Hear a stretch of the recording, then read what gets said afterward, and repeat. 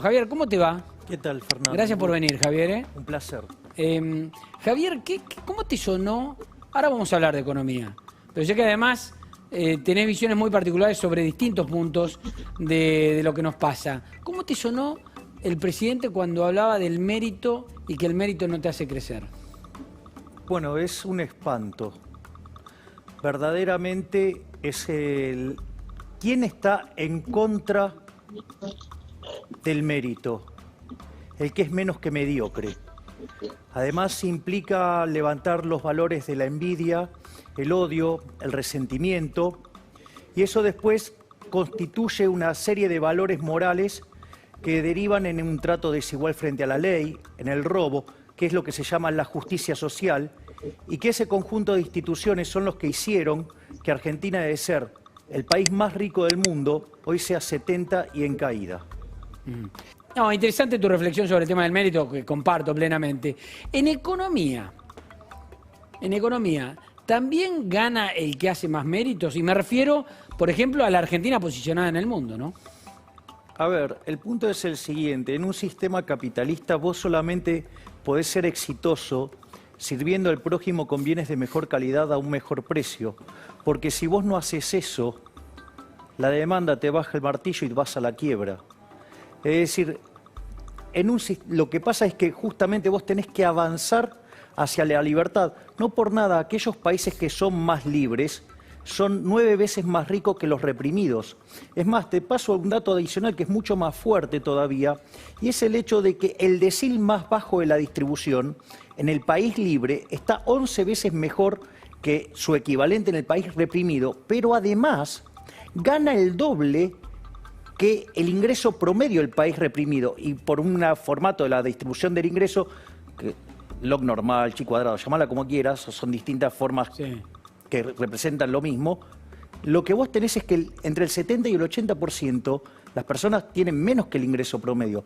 Por lo tanto, una persona que vive en un país libre, ¿sí?, está mejor que el 80%, el doble de mejor, que la población del país reprimido. Es más, tienen 25 veces menos de pobres y 50 veces menos de pobres extremos. Es decir, el verdadero negocio, si vos querés, de la prosperidad es abrazar las ideas de la libertad. Javier, ¿cómo estás viendo lo que está pasando con el tema dólar, el tema inflación? ¿Cómo te ves llegando de acá a fin de año? Mira, el tema del dólar no es que el dólar sube. En realidad es que pierde poder adquisitivo el peso. Es decir, vos tenés una explosión de oferta de dinero, caída de la demanda de dinero y caída del nivel de actividad. Y todo eso constituye una situación donde el poder adquisitivo del dinero cae y todos los precios expresados en unidades monetarias suben, y el dólar es un activo, es un precio más de la economía, y como es un activo financiero sube primero. Pero si yo te digo, mira, Fernando, en lo que va del año se emitió 1,5 billones de pesos. Vos todavía no lo ves en la calle porque fue esterilizado con las... ¿Te acordás que este gobierno, digamos, criticaba al anterior por el tema de las LEVAX y las LELIQ? Bueno, el 70% de la emisión fue esterilizada vía LELIQs. Entonces, cuando vos mirás, hoy tenés 2,3 billones de base monetaria y tenés 2,5 billones de base monetaria y pases. Esto quiere decir que en un contexto de pánico financiero, vos estarías duplicando la cantidad de dinero en 28 días. Pero decime que es un pánico financiero. Que la persona empiece a ir a buscar sus depósitos digamos, al banco. Pensá que hoy, digamos, o sea, el propio gobierno está generando una situación de cuasi pánico, porque como no tienen habilitado el sistema para vender dólares, la gente quiere los dólares y no puede ir a buscar dólares. O sea, con lo cual, digo, el propio gobierno hasta se plantea trabas. Pero quiero volver a la cuestión monetaria. Entonces, fíjate que vos en un lapso de 28 días podrías duplicar la cantidad de dinero. Además, quieren financiar obra pública con emisión monetaria. Quieren financiar capital de trabajo con emisión monetaria. Quieren financiar IFE con emisión monetaria. Quieren financiar asistencia a provincia con emisión monetaria. O sea, todo lo quieren arreglar con emisión monetaria. Una maquinita. Bien, entonces, explosión de oferta de dinero. Por otro lado, lo que vos tenés es que la demanda de dinero se está derrumbando. O sea, la gente no quiere tener los pesos. Una forma fácil de ver. Primer semestre del año. Argentina genera 8.000 millones de dólares de superávit comercial. perdió 1.500 millones de dólares de reservas. Ok, ¿qué quiere decir? Que la gente está huyendo del peso. ¿Querés verlo de otra manera? En abril, 450.000 personas compraban los 200 dólares. En el mes de agosto, 5 millones compraron los 200 dólares. ¿Qué quiere decir? Que hay una huida del peso. Es decir, que hay presión sobre... Pero, a ver, ¿y qué hay que hacer ahora en donde vos tenés esta situación que estás describiendo claramente y por otro lado no tenés plata? O sea, porque están los que te dicen, no, pero tienen que permitir la venta de dólares. ¿Cómo 200 nada más? Tiene que ser más. Pero si no están los dólares. Bueno, ese es uno de los grandes problemas que va a tener que explicar los funcionarios de este gobierno, en especial la señora Cecilia Todesca, que dice que los precios vienen determinados por el tipo de cambio, igual que el señor Culfas. Porque te voy a pasar dos cosas para que te empieces a sentir incómodo con lo que viene en materia de inflación. Vos sabés que el tipo de cambio, antes de las PASO, ¿sabés cuánto era? ¿Te acordás? No me acuerdo. 40. Sí. Si hoy el tipo de el dólar que podés comprar está en 140, 141, ¿sí? Es una devaluación del 250%. Quiere decir que subyacente a esto hay una inflación de 250%. Pero ahora te voy a pasar un dato todavía muchísimo peor.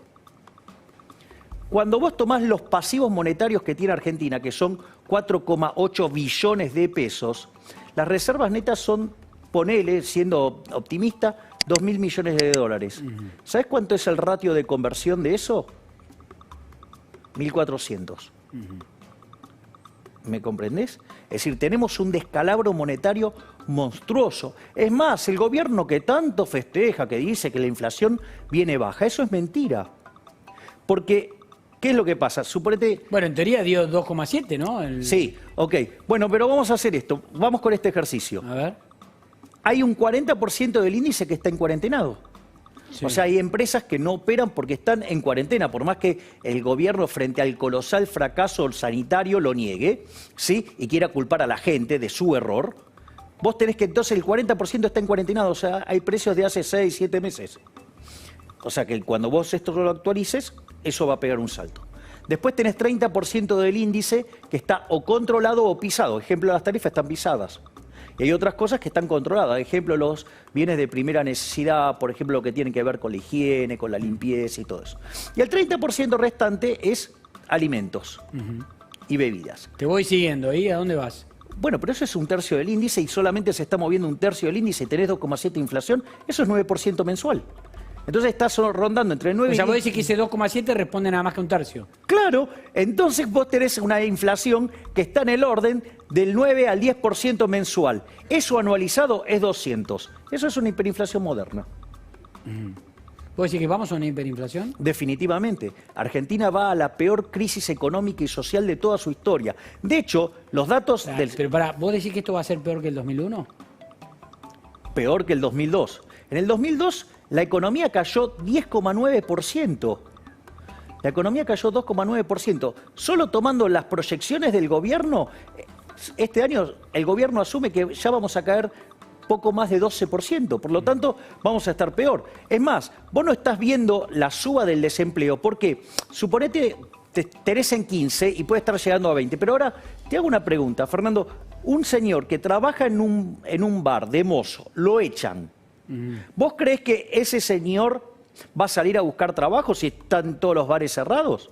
No. Entonces, ¿qué pasa? No está buscando empleo porque sabe que no va a encontrar. Es lo que se llama efecto desaliento. Pero eso no quiere decir que no estés desempleado. Es decir, como la estadística dice que es desempleado el que busca y no encuentra, entonces aparece como desempleado. No aparece como desempleado, pero en rigor sí lo está. Sí, claro. Entonces, cuando vos corrijas ese número, vas a estar arriba de 25. La pobreza está en torno al 40 y el 50%, digamos, conforme vayan evolucionando los números. El día que a vos te estalle el desequilibrio monetario y te genere la hiper, vas a ver 75% de pobres. Y desde mi punto de vista, eso no lo va a poder manejar ni siquiera el peronismo. Carlos, creo que Javier quería participar en algo de lo último que habías dicho. Sí, ¿qué tal, Carlos? Quería complementar algo a tu visión internacional con lo que tiene que ver con el equilibrio doméstico. Porque esta crisis es mucho peor que la del 2001-2002. Básicamente por dos cuestiones. al margen de lo internacional. Primero porque te vas a encontrar con un desborde inflacionario y con altas chances de caer en una hiperinflación, con lo cual podrías estar combinando lo del equilibrio del 89 con lo del 2002, digamos, lo cual no es menor.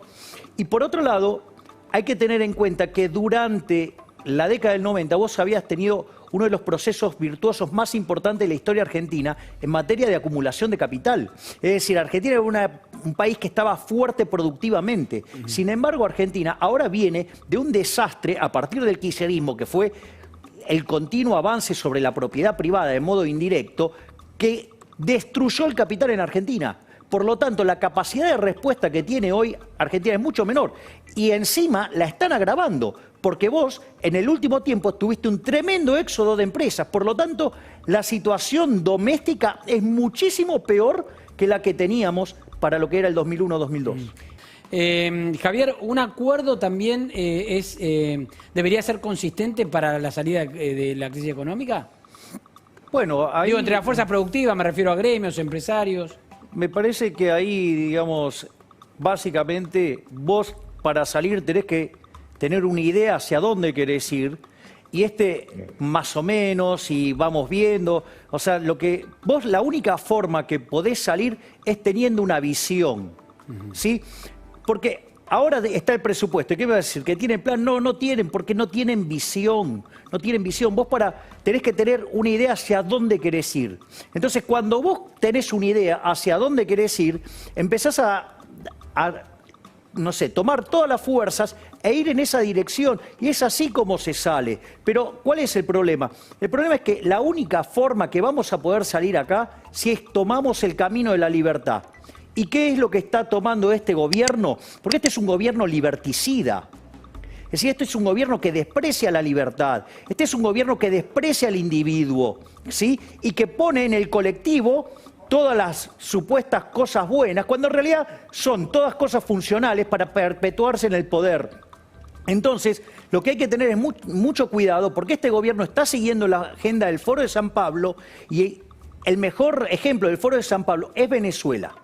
Venezuela es un país que, de tener $1 millón por habitantes en el suelo, ¿sí? Hoy es un país que en los últimos 6 años cayó 70%, tiene una inflación que oscila entre el 4.000 y el 5.000%, el ingreso per cápita es de 72 centavos de dólar por día, tiene 96% de pobres, 80% de indigentes, pero eso sí, son todos iguales, salvo los de la casta. Ahora, te hago una pregunta, Javier.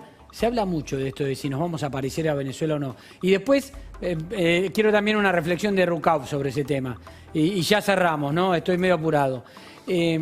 ¿Vos crees realmente que podemos llegar a ser Venezuela? Porque todo el mundo dice, nunca vamos a ser Venezuela porque la sociedad es distinta. Este país no lo va a permitir. Fíjate los 7 banderazos, fíjate Vicentín cómo salieron ni bien, fíjate la reforma judicial, ponen el grito en el cielo. Esto no puede llegar a ser Venezuela. ¿Vos crees que sí podemos llegar a ser Venezuela? Mira, te paso algunos tips. Vos sabés que en Venezuela decía, no vamos a ser Cuba. Pregúntale a los venezolanos que viven acá, te están diciendo, esto nosotros ya lo vivimos. Tomá la agenda del Foro de San Pablo y vas a ver que Argentina es una etapa, digamos, de tres etapas, ¿sí? Donde la idea del Foro de San Pablo, que arrancó en 1990, era establecer la Unión Soviética Latinoamericana. Y Argentina, digamos, está en lo que es la transición entre la fase 2 y la fase 3. El que más claro lo dejó esto, ¿sabes quién fue? El propio Alberto Fernández, en un conference call con Lula, cuando dijo que extraña a Chávez, a Bachelet, a Lagos, a Pepe Mujica, a Evo, a Correa, ¿sí? A Lugo, a Tabaré Vázquez. ¿Sabes qué? Todos esos salieron del Foro de San Pablo. Entonces, digo, no subestimemos eso. Y es más, te paso un libro que es muy interesante, que lo escribió un ex juez argentino, Ricardo Manuel Rojas, con una abogada venezolana, Andrea Rondón García, que se llama La supresión sistemática del derecho de propiedad como delito de lesa humanidad, y te explica todo lo que pasó en Venezuela. Y cuando vos mirás acá, es un calco. Y te digo más, la propia cuarentena impulsada por este gobierno de Alberto Fernández de Kirchner, ¿sí? Digamos, constituye un delito de lesa humanidad, porque acorde al Estatuto de Roma de 1998, artículo 7, inciso K, la supresión sistemática del derecho de propiedad te deja sin medio de subsistencia. Entonces, o te morís peleando contra el Estado, con lo cual eso es un asesinato, o alternativamente te convertís en un esclavo. Por lo tanto, digamos, esta cuarentena cavernícola que impulsa este gobierno, sí, además constituye un delito de lesa humanidad. Javier, gracias por la visita.